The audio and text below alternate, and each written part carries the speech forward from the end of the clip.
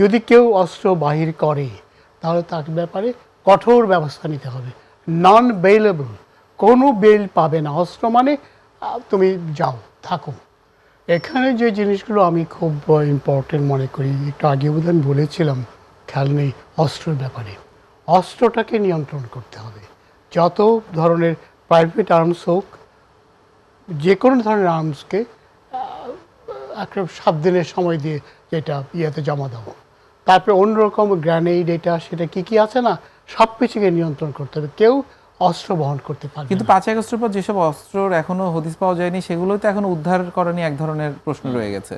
এখন যদি কেউ অস্ত্র বাহির করে তাহলে তার ব্যাপারে কঠোর ব্যবস্থা নিতে হবে। নন বেইলেবল, কোনো বেল পাবে না। অস্ত্র মানে তুমি যাও, থাকো, ইয়ে করা হবে না।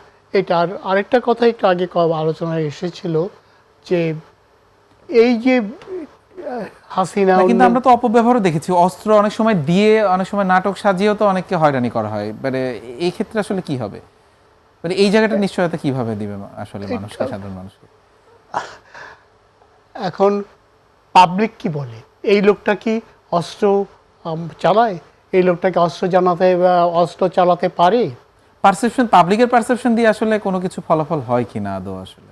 ব্যবসা তো যে নাকি অস্ত্রের সাথে কোনোভাবে যুক্ত আছে তাকে একেবারে ফরবিডেন করে দিতে হবে। জি, আপনি মনে করছেন যে আসলে অস্ত্রের এই জায়গাটাতে বেশি অস্ত্রটা খুব গুরুত্ব দিলে, dangerous, মানে এক কথা যদি আমরা বলি, আপনি ল অ্যান্ড অর্ডার সিচুয়েশনটাকে আসলে বেশি গুরুত্ব দিচ্ছেন।